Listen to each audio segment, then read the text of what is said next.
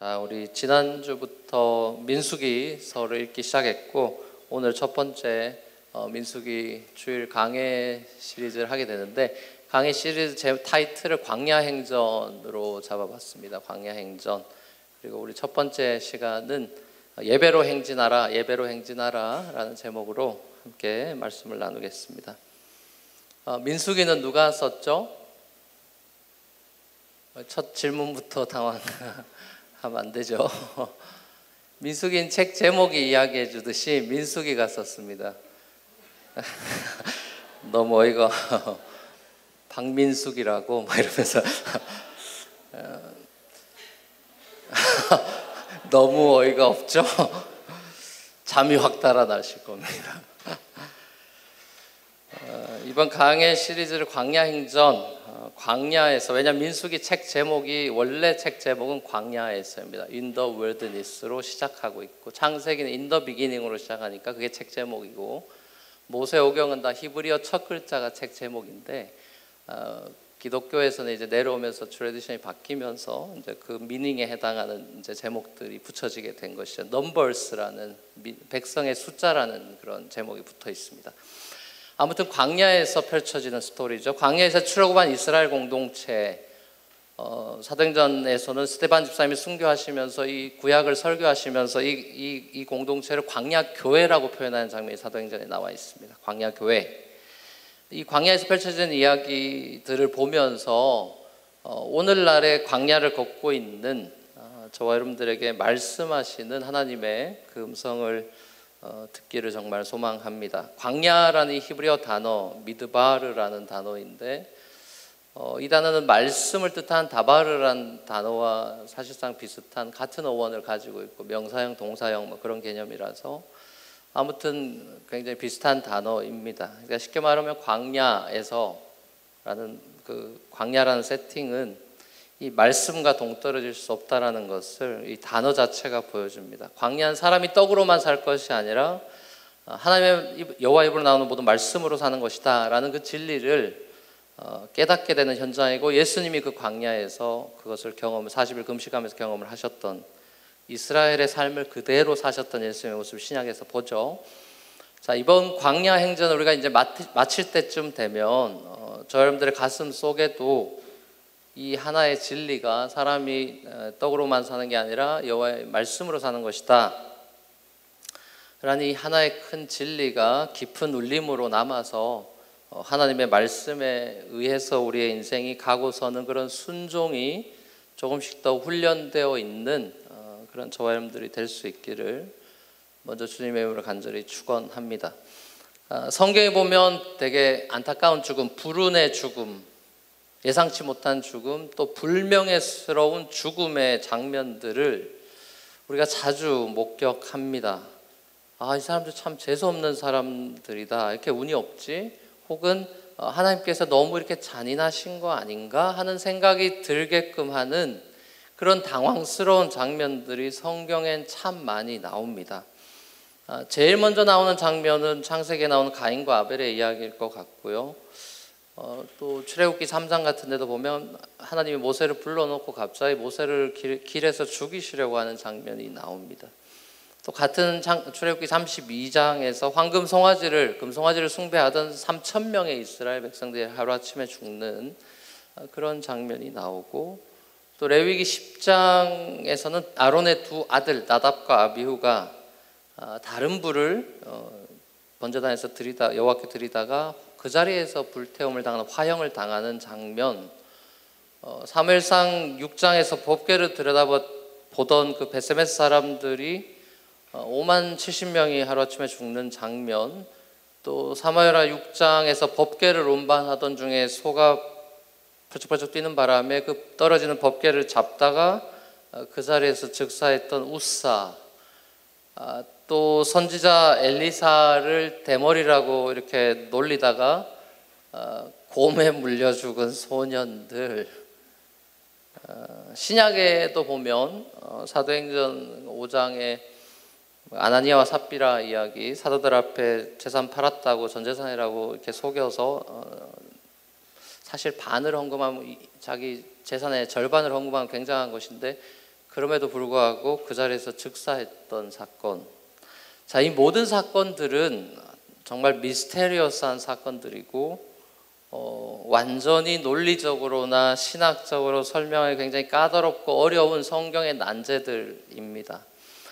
그럼에도 불구하고 이런 모든 난제들의 공통점을 발견할 수 있습니다. 그것은 이런 난제들의 거의 대부분이 하나님과 직접 관계가 있고 하나님과의 관계에서 심각한, 우리가 생각하기에는 별로 심각해 보이지 않지만 심각한 문제가 하나님과의 관계에서 생겼을 때 이루어진 일이고, 이 사람들은 전부 다 거의 대부분은 하나님의 존재를 이미 다 알고 있는 사람들이었고, 하나님의 존재를 알고 있는 사람들에게 불어닥친 재앙이었다는 점에 주목할 필요가 있습니다. 오늘은 이런 난제들 가운데 하나인 이 나답과 아비후의 비참한 최후에 대해서 먼저 잠깐 살펴보고, 그 다음에 이제 오늘 본문의 주요 내용으로 나오고 있는 이 레위 지파의 의미가 뭐냐, 레위 지파가 왜 구별되어 있냐, 이런 것들에 대해서 생각해 볼 텐데, 예배라는 한 가지 큰 주제 틀 안에서 이 두 가지 이슈를 풀어나가 보려고 합니다. 먼저 정말 나답과 아비후가 재수없게 나쁜 놈들 천지인데 둘이 잘못 재수없게 걸린 건가? 라는 질문에 대해서 우리가 한번 생각해 보면 좋을 것 같습니다. 일단 이 사람들이 누구냐를 살펴봐야 되겠죠. 오늘 본문은 시내산에서 아론과 모세에게 아들들이 있었다. 그리고 아론의 아들들에 대한 이야기를 하면서 4명의 아들의 이름이 나오고 있습니다. 나답, 아비후, 엘라살, 이다말. 이들에 대해 성경은 어떻게 이야기하냐면은 3절에 보면 기름 부음을 받은 사람들이고 거룩히 구별돼서 제사장으로 임명된 사람들이다, 이렇게 되어 있습니다. 하나님 제일 가까이에서 하나님께 제사 드리는, 예배를 인도하는 막중한 책임을 맡은 사람들이었습니다. 하나님의 임재에 가장 가까이에 있을 수 있다는 것은 제대로 된 그리스도인이라면 욕심내고 싶은, 정말 예수님 가까이 있고 싶은 그런 마음이 다 있을 텐데, 구약에 아무튼 하나님의 임재에 가장 가까이 있을 수 있다는 것은 엄청난 영예이고 특권이었고, 그 특권은 책임으로 당연히 이어지는 것이었겠죠. 출애굽기 30장에 보면 광야에서 성막을 만들고 그 안에 둘 각종 성구들을 이렇게 저렇게 만들어라라는 지침들이 나오는데요. 그 중에 그 분향단, 향을 피워서 하나님께 향을 올리는 그 부분에 대한 그 디렉션이 출애굽기 30장 6절에서 10절에 나와 있는데, 자, 그 부분을 같이 한번 읽어보면 좋을 것 같습니다. 같이 한번 읽겠습니다. 분향단에 대한 거 시작. 너는 분향단을 증거궤야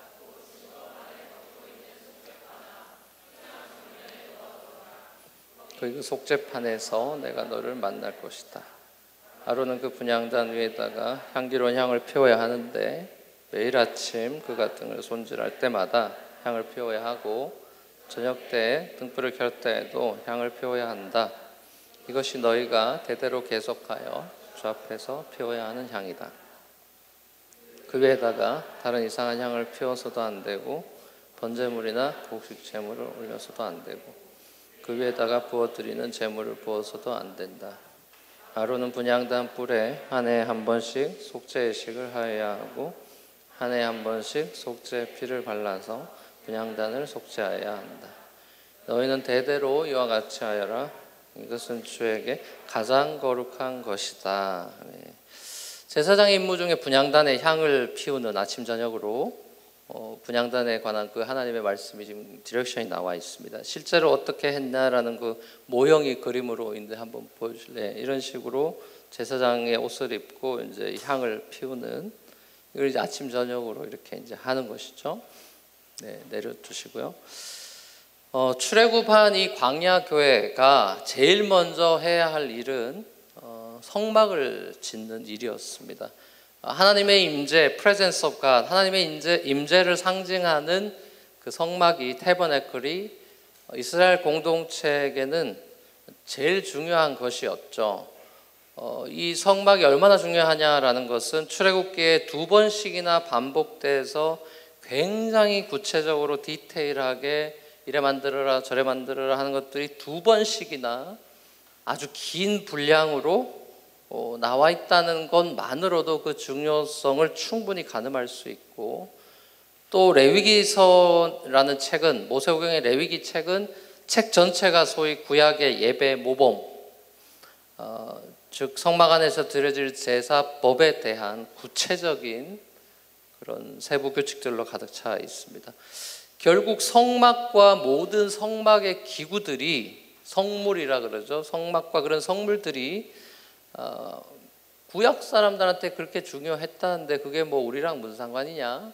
이렇게 이제 만약에 여러분이 그런 식으로 생각을 한다면 그것은 여러분 신약을 제대로 안 읽어서 그런 것이죠. 구약을 제대로 안 읽어서라기보다는 여러분들 신약을 제대로 안 읽어서 그런 질문이 나오는 것입니다. 이스라엘 백성들에게 너무나 소중하게 다뤄졌던 이 성막과 성막의 기구들이 그럼 우리한테 뭐가 그렇게 중요하냐라고 했을 때 그 모든 것이 사실은 구약 백성들만을 위한 것이 아니라 장차 오실 예수 그리스도를 전부 다 상징하고 있는 것들이죠. 분향단도 마찬가지입니다. 성막과 성막에 있는 모든 기구들은 다 예수 그리스도를 가리키는 것들입니다. 분향단도 예수님이 하나님 앞에서 성도들을 위해서 중보의 기도를 들으시는 것을 상징하는 것입니다. 이 분향단 자체가요. 예수의 중보기도 사역을, 예수의 대제사장적 사역을 상징하는 것이죠. 예수님의 대제사장적인 그 중보기도의 사역에 대해서 바울과 히브리서 기자가 우리에게 얘기를 해주고 있기 때문에 이걸 알 수가 있는 것이죠. 안 그러면 구약 신약에 이런 내용이 없다면 분향단이 왜 중요한지를 몰랐었겠죠. 로마서나 히브리서 7장 같은 데 보면 이 부분이 나옵니다. 로마서 8장 34절 먼저 한번 읽어보시죠. 시작. 누가 정죄하리요?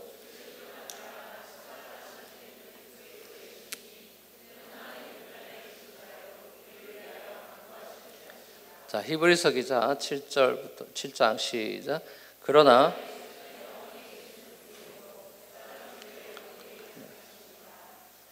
그는 자기를 통하여 하나님께 완전하게 구원하실 수 있습니다. 그는 늘 살아계셔서 그들을 위하여 중재 강구를 하십니다. 우리의 영원한 대제사장 되신 예수 그리스도께서는 참 하늘에 들어가사 우리 성도를 위해 하나님께 중보의 기도를 드리고 계십니다. 아멘. 실제로 우리가 사도신경에서 하늘 보좌 우편에 앉으셔서 우리를 기도하신다는 내용을 사도신경으로도 고백을 하죠. 보좌 우편에 앉아 계셨다가 이런 표현을 하죠.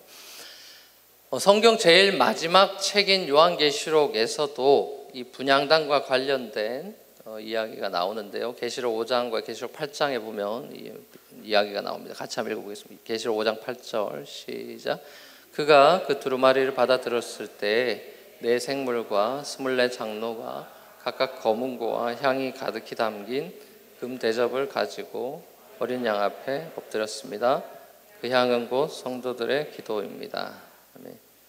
여기 검은고라고 이런 식으로 번역이 돼 있으니까 너무 재밌는 번역인데 천국에 검은고가 있나 막 이런 식으로 또 상상하고 그렇게 되는 거잖아요. 지금 이 검은고로 번역된 거는 하프입니다.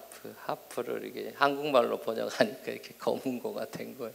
차라리 그냥 하프라고 쓸 걸 싶기도 하고 막 그러죠. 계시록 8장 3절 같이 읽어보겠습니다. 시작. 또 다른 천사가 와서 명로를 들고 제단에 섰습니다. 그는 모든 성도의 기도에 향을 더해서 보좌 금제단에 드리려고 많은 향을 받았습니다. 그래서 향의 연기가 성도들의 기도와 함께 천사의 손으로부터 하나님 앞으로 올라갔습니다. 그 뒤에 그 천사가 향로를 가져다가 거기에 제단불을 가득 채워서 땅에 던지니 천둥과 요란한 소리와 번개와 지진이 일어났습니다. 천상의 어떤 예배나 뭐 이런 부분을 다루고 있는데, 자, 계시록에서는 이 분향단의 향이 성도들의 기도라고 이렇게 나와 있어요. 구약에 이제 분향단에서 올라가는 향을 이제 성도의 기도인 것처럼 계시록에서는 구약을 그런 식으로 좀 인용하고 있는데, 예수 그리스도 안에 있는 저와 여러분들 크리스찬들, 예수 그리스도 안에서 예수님의 이름으로 우리가 기도하잖아요. 예수 그리스도 안에서 예수의 공로를 힘입어서 예수의 이름으로 기도하는 그 성도들의 기도의 향, 그걸 하나님이 받으신다는 건데, 그러니까 우리가 아무리 기도해도 예수의 이름이 아니면 기도는 올라가지 않는 것이죠. 그러니까 중요한 것은 기도가 중요한 게 아니라 예수의 이름이 중요한 것이죠. 예수 안에서 예수의 이름으로, 예수의 중보기도 사역 때문에 우리가 참 새로운 길이 열렸기 때문에, 예수 그리스도의 중보 사역이 있기 때문에 십자가에서 우리의 모든 죄를 대속하신 예수님께서 우리를 안고 계시고 우리를 그 안으로 집어넣어서 우리가 예수 안에 있기 때문에 기도하는 것이 예수님을 통해서 올라가는 거니까 결국 예수님의 중보 사역의 향기가 올라가는 거. 그러니까 우리의 기도가 올라간다는 거나 예수님의 향이 올라간다, 사실 똑같은 얘기가 되는 것이죠. 그것이 하나님께 상달이 되는 거다. 그러니까 이 나답과 분향단에서 다른 불을 들인 나답과 아비후에 대한 하나님의 심판은 신약적인 관점에서 봤을 때는 결국 사람이 예수 그리스도의 공로를 의지하지 않으면 심판받아 죽을 수밖에 없는 존재라는 것을 보여주는 예고편이죠. 예수 외에는 다른 이름으로는 구원받을 수 없다. 예수의 이름으로 향해 올라가지 않고는 아버지를 영화롭게 할 수도 없고 하나님과의 관계를 맺을 수도 없다라는 걸 보여주고, 이 사도 베드로나 히브리서 기자의 표현대로 구약에 일어난 그 모든 이야기들은 구약만을 위한 이야기가 아니라 신약 성도들을 내다보고 있는 저와 여러분들에게 교훈을 주기 위한 교훈적인 성격이 강하죠. 결국 무슨 말입니까? 광야에서 펼쳐지는 이 이스라엘 광야 교회의 이야기, 곧 이 광야 행전은 성막을 중심으로 세 지파들이 동서남북 진영을 쳐서 진행을 해 나가는 것이죠. 성막을 중심으로 이 지파가 이제 이동을 해 나가고 가나안 향해 행군해 나가는 예배 행진이다, 이렇게 볼 수 있는데, 이 예배, 하나님을 영화롭게 하는 이 군대, 이 백성들, 이 광야 교회의 행진은 예배 행진인데, 이 예배의 중심이 결국 성막 대신 예수 그리스도라는 것이에요. 말씀이신 분이 이 땅에 육신을 입고 성막으로 오셔서 우리와 함께 거하시고 우리 함께 하시는, 그래서 우리가 임마누엘이라 그러죠. 임마누엘 대신 예수님께서 우리의 대제사장이 되셔서 광야 같은 인생길을 걸어가고 있는 우리와 함께 걸어가시고 함께 제사드리고 함께 동고동락하고 텐트 치고 있는, 우리를 위해 아침 저녁으로 자신의 피로 하나님께 속죄의 제사를 드리면서 거룩한 향을 피워 올리고 있는 그런 분. 우리가 이렇게 정해진 주일 시간에 다 같이 모여서 우리를 위해 죽으시고 다시 사셔서 하늘 보좌 우편에서 여전히 우리를 위해 중보 기도하시고 우리를 통치하시고 다스려 가시고 인도하시는 그 그리스도를 우리가 찬양하고, 그 아들을 내어주시고 당신의 자녀를 우리 입양해 주신 하나님 아버지께 영원토록 감사하는 시간을 우리가 지금 가지고 있는 것이죠. 이것이 예배의 본질이고 핵심인 것이죠. 우리가 예배를 통해서 어떤 다른 은혜와 감격과 감동을 받는 것은 그야말로 부차적인 선물들이고 예배의 목적은 아니죠. 예배를 드림에 있어서 우리가 늘 기억하고 감사하고 반응하고 찬양해야 하는 것은 죽임 당하신 어린 양입니다. 다시 말하면 우리의 영원한 찬양의 주제는 십자가인 것이죠. 그래서 그렇게 구약의 제사인 피가 많은 것이죠. 또한 나답과 아비후 사건에서 우리가 두 번째로 생각해 볼 것은 예배라는 큰 토픽 안에서 예배라는 것이 결코 삶과 분리될 수 없다. 이것이 이제 나답과 아비후 사건의 어떤 두 번째 교훈이라고 할 수 있습니다. 예배는 삶과 분리될 수 없다. 나답과 아비의 평소 행실이 어땠냐 궁금하지 않습니까? 그냥 그 자리에서 한 번 실수로 죽은 게 절대로 아니죠. 성경에 그런 일은 없어요. 한 번 실수로 죽었다 이런 건 없어요. 하나님이 그런 분도 아닌 거니와 뭐 우사나 뭐 이런 사람들의 황당해 보이는 죽음은 바로 그 자리에서 잘못 걸려서 죽은 게 아닙니다. 평소 행실이 드러나는 결정적인 사건인 것이죠. 나답과 아비후의 그 평소 행실이 어땠나 레위기 10장에 좀 나와 있어요. 나답과 아비후가 그 첫째, 둘째 아들로 이제 제사를 드리는 그 막중한 임무를 가지고 있는데 얘네들이 밤에 포도주와 소맥을 말아 먹었습니다.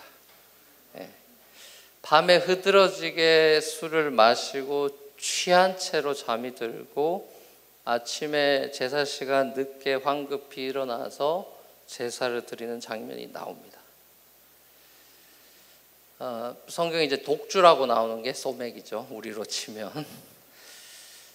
하나님에 대한 경외심도 없고 예배에 대한 태도가 이미 글러먹은 하나님에 대한 두려움과 경건한 두려움과 경외심도 없고 예배에 대한 그 애리튜드나 접근하는 방식 자체, 태도 자체가 이미 거룩을 상실한 모습입니다. 거룩이란 홀리니스라는 개념은 사실 세상의 용어는 아니죠. 세상은 홀리니스에 관심이 없죠, 사실상. 그러나 하나님과 제대로 된 그리스도인이라면 거룩만큼 중요한 건 없겠죠. 내가 거룩하니 너희도 거룩하라. 그것이 우리의 가장 큰 부르심인데, 그래서 우리는 성도라고, 거룩한 세인트라고 불리는 거 아닙니까? 거룩은 선택이죠. 거룩은 원래 그 literal meaning은 separation입니다. 세상으로부터 separate 되는 것이에요. 하나님으로부터 separate 될 거냐, 세상으로부터 separate 될 거냐의 선택입니다. 나답과 아비후가 자신들의 그 부르심을, 소명을 잃어버리고 하나님으로부터 separate 돼서 세상에 흠뻑 빠져 있었습니다. 성경에서 술 얘기가 나오면 술을 즐겼다 이런 얘기를 하고 있는 게 아니라 세상에 빠져 있다라는 심볼리즘입니다. 노아 시대도 그런 것이죠. 심판에 항상 술이 나오는 이유는 술 자체를 정죄한다거나 그런 게 아니라 그렇게 하나님 없는 삶의 어떤 세상의 쾌락의 데피니션으로 보여주는 것이죠. 삶 속에서의 그 온전한 헌신과 순종이 빠져 있는 예배, 내 삶의 영역, 일상의 삶 가운데 온전한 헌신과 순종의 예배가 없다면 그러고 와서 드리는 주일 예배는 사실상 죄송한 얘기지만 사실상 큰 의미가 없을 수 있습니다. 뭐 한 번은 그럴 수 있다 칠 수 있겠지만 계속 그런 식으로 예배 생활을 하고 있다, 굉장히 위험하죠. 삶 속에서 온전한 헌신과 그 순종 예배가 없이 이 주일 예배를 한다, 이건 그냥 요식행위밖에 되지 않는 것이죠. 하나님 앞에서 그야말로 눈 가리고 아웅하는 것이죠. 성령과 진리 안에서 드려지는 진정한 예배자를 찾고 있다고 예수님 오시자마자 그런 얘기를 하셨는데, 영과 진리로 성령 안에서 진리는 예수 그리스도니까 성령 안에서 예수 안에서 하나님 아버지를 예배하고 찬양하는 것, 그것이 없다면 삶 속에서 거룩한 삶을 살 수 있을까요? 하나님과의 관계가 끊어진 삼손, 머리가 잘라져서 힘을 잃은 게 아니죠. 삼손이 왜 힘 한 번 못 쓰고 이렇게 조롱거리가 됩니까? 하나님과의 세퍼레이션이 일어났고, 나시리는 머리 자르면 안 되는데 잘라도 된다고 여자한테 꼬심을 받아버린 것이죠. 그럼 한 번의 선택이 아니라 쭉 그런 삶을 살았던 것이죠. 거룩한 산 제사로서의 삶의 순종이 없다면 진정한 예배를 드릴 수는 없어요. 이 예배를 엉망으로 드리고 삶도 엉망이 되고, 또 와서 엉망 예배 드리고 또 이 엉망으로 살고 하는 이 무한 반복의 종교적인 악순환, 이것이 우리의 어떤 신앙생활에 지금 어떤 악순환이 되고 있다면 이 큰일인데 이거 뭐 어떻게 해야 됩니까? 이걸 어떻게 해야 되는 거예요? 라고 질문을 이제 할 수 있겠죠. 이거 어떻게 해야 됩니까, 여러분? 뭐 여러 가지로 조언을 할 수 있겠습니다만 오늘 본문에서 우리가 살펴볼 때는 크게 보면 두 가지에서 첫 단추를 이런 식으로 껴야 되지 않겠나 싶습니다. 그 첫 단추를 제대로 끼는 방법은 첫 번째는 하나님의 존재, 하나님에 대한 소위 말하는 이제 경외심, 하나님이 정말 하나님이시고 그 앞에 서면 다 죽는, 구약은 얼굴 쳐다보면 다 죽죠.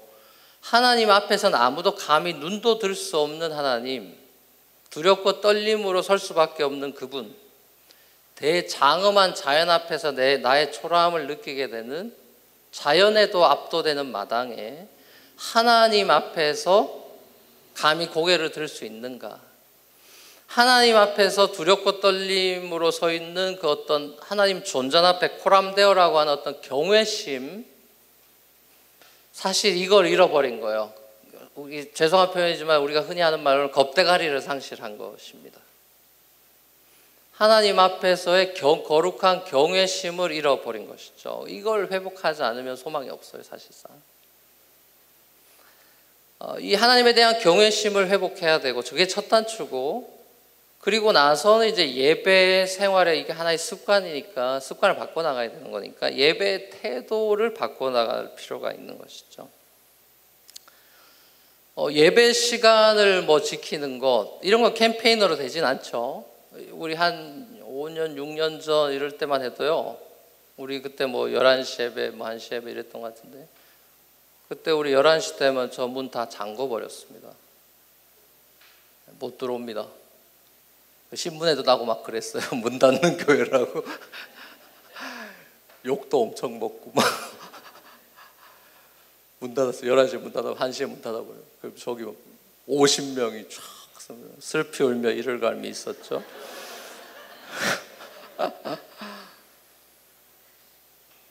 그 캠페인 뭐 별의별 짓 다 했습니다. 주보에 막 경고, 막 옐로우 카드 막 집어넣고 막.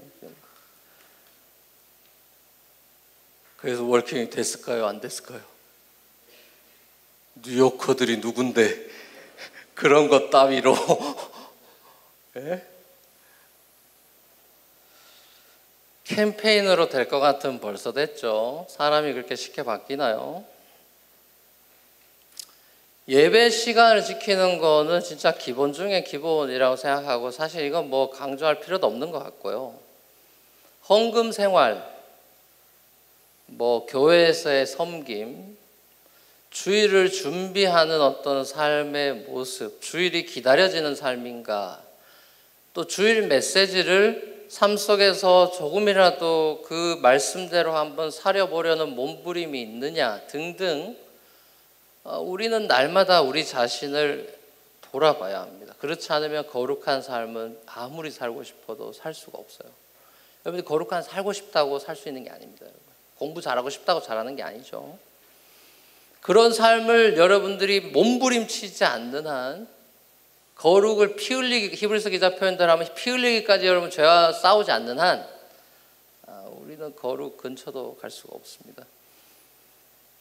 여러분, 예배라는 것이 뭐냐 이렇게 물었을 때 우리는 흔히 하는 말로 하나님과의 만남이다. 근데 그 하나님이 누구죠? 거룩하신 하나님. 성경은 하나님을 제일 많이 표현하는 게 사랑의 하나님이 아니죠. 아니라는 게 그 얘기가 아니라 제일 많이 표현하는 하나님의 성품은 거룩입니다. 성경은 거룩 거룩 거룩 찬양하지 사랑 사랑 사랑 찬양하지는 않잖아요. 하나님의 성품은 거룩이에요. 거룩. 그분의 임재와 영광에 취해서 우리가 그분의 영광 안에 그분의 거룩에 컨테이지어스 때 전염이 돼서 우리가 거룩해질 수 있는 거예요. 내가 마음 먹는다고 거룩해지지 않습니다. 세상에 우리가 취해서 정신없이 와서 시간만 때우는 것은 예배가 아닙니다. 그냥 모임에 와 있는 거죠. 예배는 해치워야 하는 나의 투두리스트, 썬데이가 왔구나, 오늘 교회 가야지, 투두리스트 속에 스케줄상에 짜여있는 하나의 액티비티가 절대로 아니죠. 예배는 우리 삶의 중심입니다. 성막이 광야 공동체의 중심에 위치하고 있듯이, 어딜 가나 중심이 돼 있듯이, 예배를 통한 그리스도와의 연합과 하나님의 임재를 경험하는 것은 우리 삶의 처음이었고 과정이었고 마지막 천상에서도 예배는 중심자리를 가지고 있는 것이죠. 비록 우리의 매일의 삶은 예배하고 싶지 않은 삶도 많아요. 사실은 예배하고 싶지 않다기보다는 예배할 시간, 정신적인 여유가 없는 때도 많죠. 이제 여러분이 이제 결혼하고 애 놓고 어쩌고 하면은 기저귀 갈고 어떻게 하루가 가는지 먼저 피곤해 나가 떨어집니다. 큐티 청년 때 우아하게 막 밑줄 그어가면서 하다가 형광펜 막 색깔 골라가면서 칠하다가 나중에는 정말 자기 얼굴에 칠하고 싶을 거예요. 정말 너무 괴로워서 정말 벽에 막 칠하고 싶을 겁니다. 그런 날이 안 올 것 같죠? 옵니다, 여러분.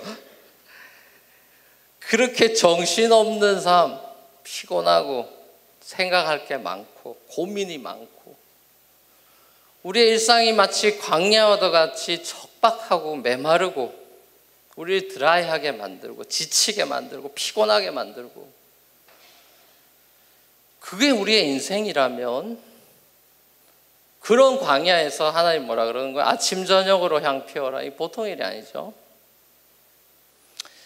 향만 피웁니까? 번제를 드리죠. 양 잡아가지고 죽이면서 막 뒤처리 다 하고 막 하루가 제사장들이 하루가 어떻게 가는지 모를 거예요. 그때 하늘에서 그렇게 매일매일 그래도 우리의 삶의 존재 이유와 우리의 중심이 그리스도이고 그 예배가 우리 삶의 중심이라는 것을 인정하면서 그렇게 피곤하고 힘들지만 인생길을 때로는 걸어가야 되는 시간들이 있죠. 그때 어떻게 됩니까? 하늘에서 다음날 되면 만나가 내려 있어요. 야, 이 길이 이게 도대체 길이 어딨냐 싶은데 길이 나오죠. 목말라 죽겠다 그랬는데 반석에서 물이 막 나와요. 사막의 강물이 흘러 넘칩니다. 하나님께서 여러분의 삶에 은혜를 주실 거예요. 어떻게 해요? 성막을 중심으로 그리스도 안에서 예배자로 살아가려고 몸부림을 칠 때 크게 우리가 두 번째로 우리가 생각해 볼 수 있는 것은 레위 지파에 관한 것입니다. 나답과 아비후에 대해서 우리가 깨닫는 걸 생각해 봤고 마지막으로는 이 레위 지파에 관한 것입니다. 레위 지파는 예배 전담 요원들이요, 예배 전담 스태프들이었어요. 민수기 1장 2장에 나오는 인구조사를 시작하기 때문에 사실 넘버스 민수기라는 책 제목이 붙어 있는데 자주 인구조사가 나오니까 이 센서스에서 제외된 지파가 레위 지파죠. 왜냐하면 민수기의 이 인구조사는 군사병력 체크하는 목적이 있어요. 센서스에다 목적이 있잖아요. 이 센서스의 목적은 군사병력 세는 것입니다. 20세 이상 군대 나갈 수 있는 남자를 조사하는 것이죠. 레위 지파는 병역이 면제된 사람들이었어요. 신의 아들들이죠. 이들은 군대를 안 가세요. 이 대신에 평생이 군대야. 평생 제사를 드려야 돼. 전쟁보다 중요한 것이 예배라는 것을 비주얼라이즈 해준 거예요. 하나님이. 실제로 출애굽 공동체의 첫 번째 전투였던 그 아말렉과의 전투에서 이스라엘은 모세가 팔 들면 이기고 팔 떨어지면 지고 전쟁이 여호와께 속한 거다. 군사력으로 되는 게 아니다. 모세가 이렇게 막 아론과 훌이 막 올려주고 그러죠. 모세와 온 백성이 여호와를 의지하고 기도하면 이스라엘이 이기고 그렇지 않으면 의지하지 않으면 패한다. 이걸 이제 아주 마치 진짜 게임같이 보여주는 거죠. 이 사건은 이제 여호와 니시, God is my banner. 여호와 나의 승리의 깃발. 광야 인생이 예배와 기도로 승리하는 인생이다. 이걸 이제 보여주는 장면이죠. 레위 지파는 이스라엘 이 광야 교회가 예배, 하나님과의 관계를 제일 우선으로 하면서 살아가야 되는 공동체라는 것을 이제 보여주는 지파로서 모든 지파들을 이제 대표하는 대표 선수들인데 오늘 본문에서 이 레위 지파가 왜 구별됐냐 그 근거를 제시하고 있습니다. 하나님의 논리는 이거예요. 하나님의 주장은 이겁니다. 처음 태어난 맏아들 내 거다. 레위 지파는 처음 태어난 이스라엘의 모든 맏아들들을 대신한다. 그래서 레위 지파는 내 거다. 이런 3단 논법을 씁니다. 자, 보세요. 이게 무슨 말인가? 이집트에 내리신 하나님의 10가지 재앙 여러분 아시죠? 주일학교에 나오는 10가지 재앙 중에 이제 우박도 있고 뭐 이런 거 있잖아요. 그 중에 제일 마지막 재앙이 맏아들 초태생 그 재앙이죠. firstborn이죠. firstborn. 사람이든 짐승이든 첫 번째 태어난 건 다 죽어요. 다 죽인 이집트에서 태어난 사람, 짐승, 초태생은 다 죽습니다. 그때 이스라엘의 그 firstborn, 사람이든 짐승이든 이스라엘 firstborn 살아남아서 살려주죠. 6월절 어린 양의 피로 살죠. 살아남아서 하나님께서 이집트랑 이스라엘이랑 세퍼레이트 시킵니다. 이게 거룩이라니까요. 세퍼레이트 시켜요. 이스라엘은 다 죽고 이집트는 애들 다 죽고 이스라엘은 다 살려줍니다. 이게 세퍼레이션이 일어나요. 하나님의 거룩이 드러나면, 하나님이 거룩이 드러나면 구원과 심판이 동시에 일어나죠. 이 출애굽기 장면에서 그리고 광야에서 계속해서 firstborn은 내 거다 라고 하나님께서 말씀하시고, 그래서 레위 지파가 이스라엘에 태어나는 모든 첫 번째 애들, 맏아들들 대표한다고 얘기해 놓고, 오늘 본문에 속한 3장 제일 마지막에 보면 레위 사람은 이제 태어난 지 한 달 지나면 숫자를 계수해서 몇 명이 인구가 나와요. 얘네들이 12지파에 태어난, 집집마다 태어난 맏아들들 1대1로 매치시킵니다. 매치시켜서 한 명이 한 명 이게 레프리젠트를 하는 거예요. 레위 사람 한 명당 이 맏아들 하나 이렇게 매치시켜요. 근데 이 레위 사람 숫자가 작아. 아들들이 더 많아. 레위 1대1 매치가 안 돼요. 남는 애들이 많아요. 이 애들 어떻게 해야 됩니까? 할 때 얘네들은 그러면 속전 돈을 내야 된다. 리디임하는 돈을 내야 된다. 속전 내 5세켈 내라고 이렇게 돼 있습니다. 자, 이게 뭐 이렇게 복잡하게 이게 뭐냐 이런 질문을 이제 할 때 크게 보면 두 가지 의미가 있어요. 먼저는 이 firstborn 초태생이 상징하는 게 뭐냐? 왜 하나님이 이 첫째 거에 집착하냐? 가장 소중한 것, 가장 귀한 것이란 의미가 있습니다. 이 firstborn이라는 건요. 마치 이삭을 바치는 아브라함의 예배 같은 거예요. 예배는 하나님께 나의 가장 귀한 것, 첫째를 드리는 것입니다. My first, my best를 드리는 거예요. 왜냐하면 예배는 나의 사랑의 표현이기 때문에, 사랑은 나한테 첫째 되고 최고가 되는 상대한테 최고의 가치를 표현하는 것이죠. You are my best friend, You are my best wife, best 남자친구, 여자친구, 내 최고의 사람, 이런 단어를 쓰는 것은 최고의 가치를 부여하는, 내가 제일 정말 최고라고 생각하고 가장 가치 있다고 생각하는 대상에게만 할 수 있는 표현이죠. 그래서 이 worship이라는 단어 자체도 영어로는 worship에서 th가 빠져서 worship이 된 거잖아요. 가치를 가치에 합당하다고 얘기하는 것. 하나님은 그런 분이라고 고백하는, 그게 worship이에요. 우리가 드리는 헌금, 예배 중에 드리는 헌금, 특별히 11조, 이런 것도 그런 의미입니다. 11조 성경에서 뭐 하라, 신약 시대 11조 하라고 바울이 얘기한 적이 없고 예수님이 직접적으로 11조 하라는 얘기 한 적은 없죠. 연보하라 뭐 이런 얘기 나오고 그러지만 구약처럼 의무감으로 너희 무조건 율법적으로 11조 해 이렇게 얘기한 적은 단 한 번도 없어요. 그러니까 이 11조의 개념도 우리가 이제 전통적으로 율법주의적으로 잘못 생각한 거죠. 의무감으로 드리는 헌금이 아니라 11조의 개념은, 그러니까 뭐 안 드리면 뭐 지옥고 이런 것도 아니고, 의무감으로 드리는 헌금이 아니라 나의 my first를 드린다. 그러니까 수학적으로 계산해서 10%, 10%를 드린다는 그 자체의 의미라기보다는 사실은 10개 중에 첫 번째 것, my first를 드린다. representation, 이 대표의 대표. 전체가 하나님 건데 이 첫 번째 것을 드립니다. 첫 월급을 드립니다. 뭐 첫 번째 것을 드립니다. 근데 수학적으로 머리가 좀 돌아가는 사람이라면 이것도 엄청난 은혜라는 것은, 그러면 90%는 하나님, 원래는 100%가 하나님 건데 하나님 10% 먹고 내가 90% 먹는 거잖아요. 이런 장사가 어디 있습니까, 여러분? 그런 CEO 봤어요? CEO가 10% 먹고 여러분 90% 봉급 주는 회사 만듭시다, 우리. 에? 봤냐고요, 그런 사람들. 하나님께 우리의 최고를 드리는, 최선의 것을 드린다. 그런 의미죠. 또한 이 firstborn, 초태생의 의미는 하나님께서 이스라엘을 대표하는 이 firstborn 된 레위 지파의 제사를 통해서 이스라엘을 구원해 주신 것은, 왜 이런 방식을 선택했냐 하면, 복잡하게 왜 이 레위 지파가 다 대표하게 하고 막 그냥 그 맏아들들이 와서 레위 지파 하면 되겠구만, 예배 드리면 되겠구만, 왜 이렇게 복잡한 일을 했냐? 자, 앞으로 하나님의 맏아들, 하나님 자신의 firstborn, 신약에 자주 이런 표현이 나오죠. 예수에 대한 표현이죠. 하나님의 firstborn이신 예수 그리스도께서 온 이스라엘, 온 백성들을 대표해서 앞으로 죽을 거예요.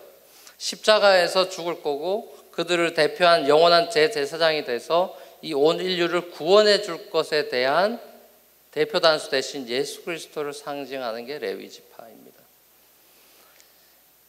그러니까 레위 지파는 사실 목사님을 상징하는 게 아닌 거죠. 그러니까 예수 그리스도를 상징하는 거예요.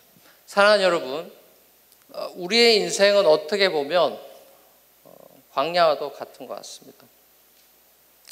사람이 떡으로만 사는 게 아니라 하나님의 입으로 나오는 모든 말씀으로 산다는 것을 경험하고 싶지 않아도 경험할 수밖에 없는 게 크리스찬들의 세팅이에요.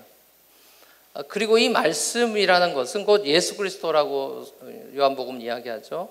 광야에서 먹는 만나, 예수. 샘 속에서 터져나온 생수, 예수죠. 광야에서 들러오는 하나님의 말씀, 예수입니다. 성막, 예수, 분향단, 예수. 처음부터 끝까지 예수예요. 출애굽의 첫 구원도 6월절의 어린 양의 피로 출발했듯이 우리의 구원도 예수 십자가의 피로 출발했습니다. 그리고 그 이후로 출애굽 교회, 광야교회의 여정이 광야였듯이 신약 출애굽 공동체인 저와 여러분들의 여정도 광야일 것이 틀림없습니다. 시린 바람이 불어올 것이고, 앞을 내다보지 못하는 미래에 대한 불안감, 적들에 대한 두려움, 지파들끼리의 쓸데없는 다툼과 경쟁, 제사에 대한 의무감 등등 우리의 삶을 짓누르게 될 것입니다. 이것이 우리의 현주소예요. 자, 이게 다라면 우리 피곤해서 어떻게 살겠습니까? 굿뉴스가 등장을 하죠. 복음이 있죠. 기쁜 소식이 있습니다. 결국은 예수가 이긴다는 것입니다. 내 인생이 막막해서 이거 어떡하지? 결혼도 늦어지고 이제 영주권도 안 되고 비자 떨어지고 한국 가서 내가 직장 생활을 어떻게 하나? 또 천신만고 끝에 결혼했는데 이게 또 또라이네. 이 또라이를 데리고 내가 어떻게 평생을 사나? 내가 이러려고 10년을 기다렸나? 내가 미쳤지. 인생이 막막해가지고 새벽 기도하도 기도도 안 나오고 그냥 한숨만 나오고. 그게 우리 인생이라면 우리에게 소망이 있나요? 어떻게 살겠어요? 그래가지고 그게 우리의 인생이지만 정말 눈물이 나고 괴롭고 정말 살이 찢어지는 아픔이 있고 그런 추위를 경험하겠지만 결국 하나님이 우리를 이기죠. 예수가 이깁니다. 우리가 넘어져도 그분의 사랑이 절대로 실패하지 않죠. 그리스도가 유일한 소망이죠. 성망만이 우리를 인도할 수 있죠. 우리가 그 예수만을 의지하고 그 우리에게 위로하시고 격려하시는 말씀만 의지하는 것 외에 우리가 독한 마음 먹는다고 인생을 잘 살 수 있는 것도 아니고 내가 더 잘한다고 사실상 아내나 남편이 변하는 것도 아니에요, 사실은. 그럼 제가 많이 변해 있겠죠. 우리 와이프 저한테 잘해주는데 왜 제가 아직도 인간이 안 되고 이러고 있겠습니까? 잘해준다고 되는 게 아니라니까, 여러분. 그 얼마나 잘해주면 되는데요. 얼마나 잘해주면. 그런 생각을 하니까 이미 잘못된 것이죠. 그래서 우리의 싸움이 아니고 내가 전투력을 증강시키면 이길 수 있는 싸움이 아니라 손을 들 수 있느냐 없느냐, 하나님 앞에 신발을 벗을 수 있느냐 없느냐, 주께서도 인내함으로 끝까지 따라갈 수 있느냐 없느냐의 싸움입니다. 우리 안에서 착한 일을 시작하신 이가 또한 이루실 것을 확신하며 부활로 확증하신, 우리의 생명을 확증하신 그 예수 그리스도에 대한 참된 믿음과 신뢰를 가지고 하나님 임재 안에서 승리하며 살아가는 저와 여러분들, 우리 뉴프런트 교회 젊은이들 다 될 수 있기를 주 예수 그리스도로 간절히 축원합니다.